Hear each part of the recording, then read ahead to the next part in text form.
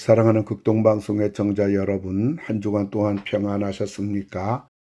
저는 한국 제1의 명문 신학인 합동신학대학원 대학교와 부천 상동 21세기 교회를 섬기는 박병화 목사입니다. 오늘 저는 누가복음 5장 1절부터 11절의 말씀을 가지고 두 가지를 거머쥔 자라는 제목으로 말씀을 드리고자 합니다. 오늘 두 가지를 거머쥔 사람이 나옵니다. 바로 베드로입니다. 그럼 베드로가 거머쥔 두 가지는 무엇인가요? 첫째로 세상의 것을 거머쥐었습니다. 6절을 보면 그렇게 하니 고기를 잡은 것이 심이 많아 그물이 찢어지는지라. 7절을 보면 두 배의 체험에 잠기게 되었더라라고 하였습니다. 어부인 베드로가 이런 만선의 만선이 되는 것을 베드로는 출항할 때마다 기대하고 목말라 했던 것입니다. 그런데 이런 일이 한 번도 없었던 것이 오늘 이루어진 것입니다. 그런데 예수를 믿는 우리들도 세상의 것에 목말라 하기는 마찬가지입니다. 오늘 베드로는 두 배가 잠길 정도로 고기가 잡혔으니 세상의 것을 거머쥐게 된 것입니다. 아마 갈릴리 바다 역사상 이런 일은 처음 있는 일이었을 것입니다. 그러나 하나님은 지금도 얼마든지 이렇게 하실 수가 있는 분입니다. 여기에서 우리가 기억할 것은 베드로가 예수님 통하여 세상의 것을 거머쥐게 된 것을 부정적으로 볼 것도 아니란 말입니다. 오늘 베드로에게 일어난 만선의 기적은 예수님이 하신 일입니다. 예수님은 죽은 자도 살리시는 분이요 태풍도 잔잔케 하시는 하나님이십니다.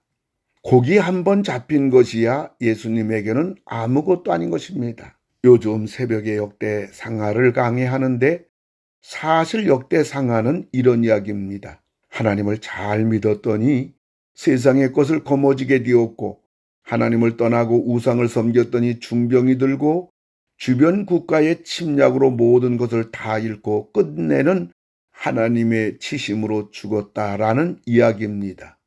우리 인생의 삶 속에서도 세상의 것을 거머쥐는 은혜가 있기를 예수님의 이름으로 축원을 드립니다. 베드로가 두 번째로 거머쥐게 된 것은 예수님을 거머쥐었습니다. 지금 베드로 배 안에는 베드로와 예수님뿐입니다. 베드로가 예수님을 혼자 차지하고 있는 것입니다.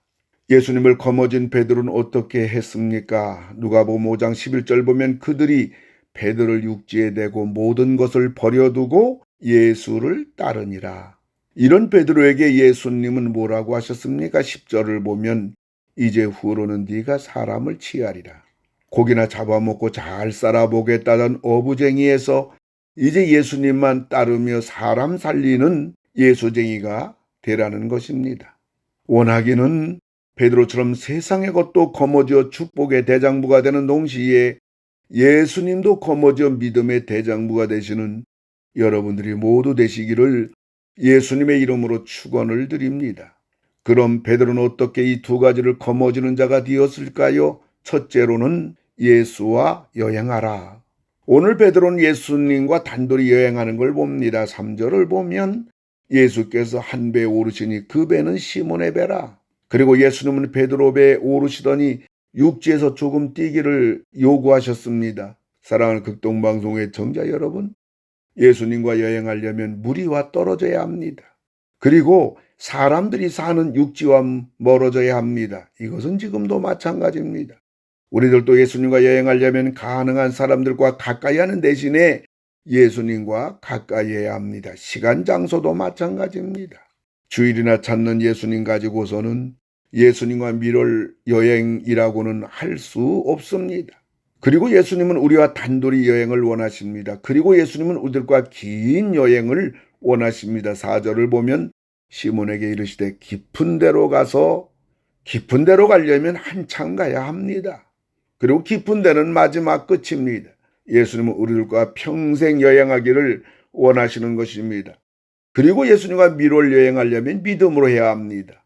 이유는 여행 중에 풍랑을 만나기도 하고 어떤 때는 헛수고 하는 것 같다는 생각이 들기도 하고 어떤 때는 세상이 그립고 세상으로 돌아가고 싶은 마음도 생길 것입니다. 그러므로 예수님과 여행하는 것이 최고의 복이라는 믿음이 필요합니다.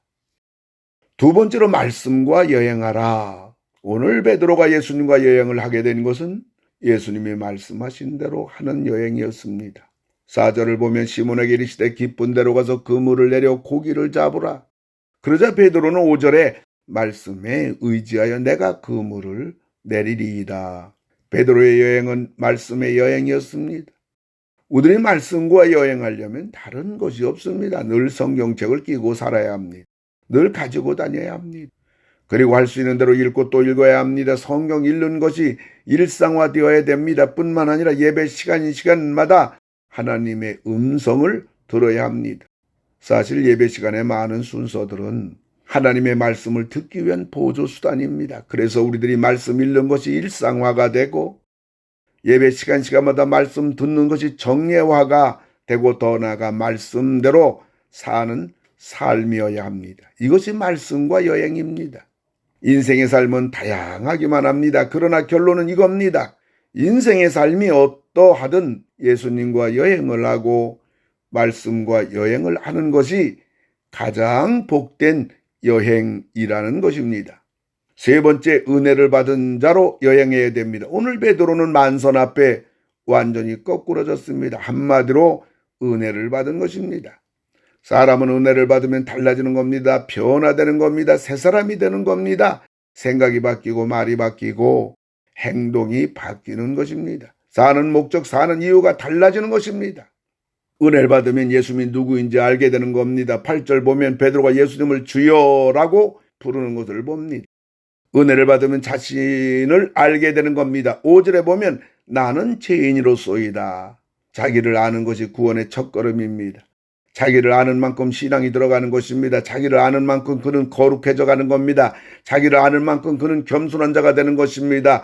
결국 하나님만 높이는 자가 되는 것입니다.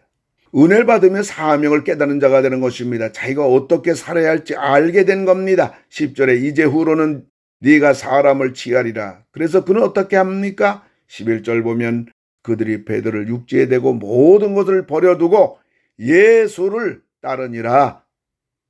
1960년대 미국의 헐리우드에서 가장 주목받는 두 명의 여배우가 있었습니다. 한 사람은 콜린 다운샌드였고 한 사람은 마릴린 먼로이었습니다. 그러던 어느 날 콜린 다운샌드는 자신의 삶이 너무 난잡하고 지저분하고 허무하다는 생각이 든 겁니다. 그래서 그는 결국 인기와 돈과 쾌락을 버리고 그리스도를 영접합니다. 그리고 목회자와 결혼합니다. 그리고 먼 오지의 선교사의 길을 걸어갑니다.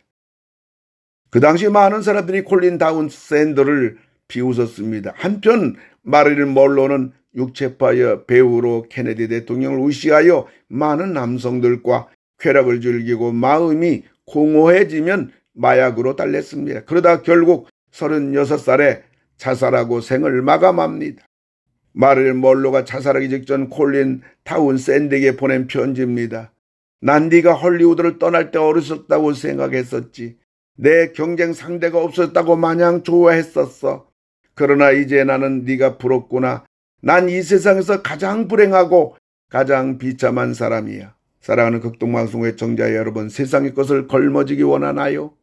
예수님을 거머쥐기 원하나요? 그렇다면 예수님과 여행하십시오. 말씀과 여행하십시오. 은혜를 받은 자로 여행하십시오.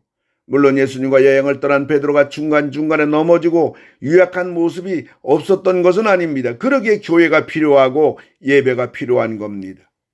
예수님과 평생 미룰 여행을 시작하는 여러분 모두가 되시기를 예수 그리스도의 이름으로 축원을 드립니다. 고마우신 아버지 하나님, 예수님과 평생 미룰 여행하는 우리들이 되게 해 주시옵소서. 예수님의 이름으로 기도를 드리옵나이다. 아멘.